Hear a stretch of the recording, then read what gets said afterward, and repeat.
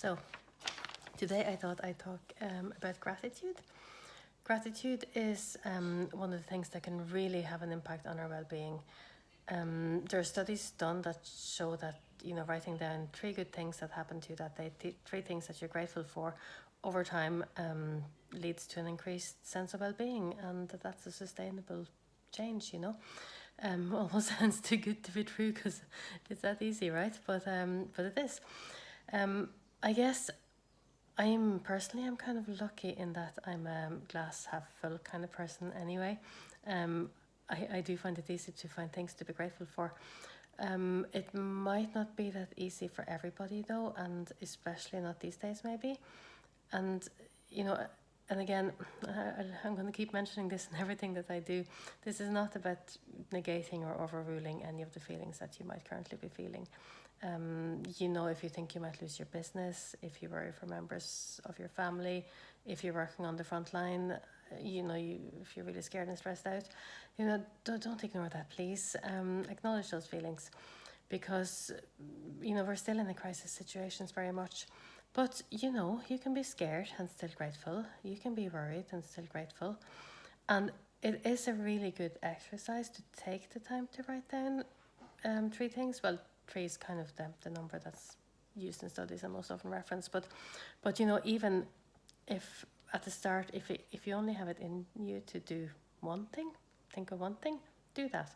Even if you don't have it in you to write it down, just think about it.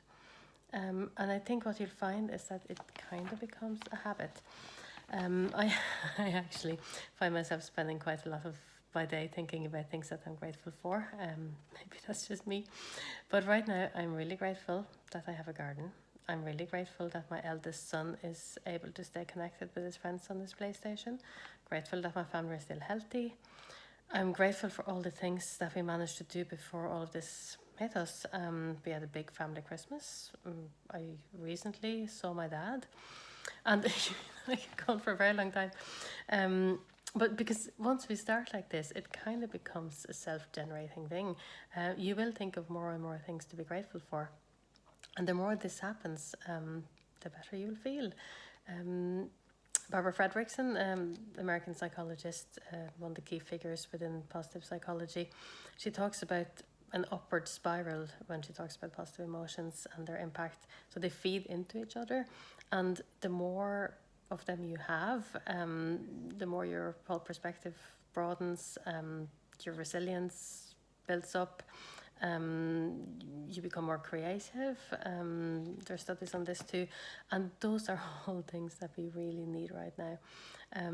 So maybe take a moment, grab a coffee if you like, sit down, go for a walk within your given parameters, and think of something that you're grateful for.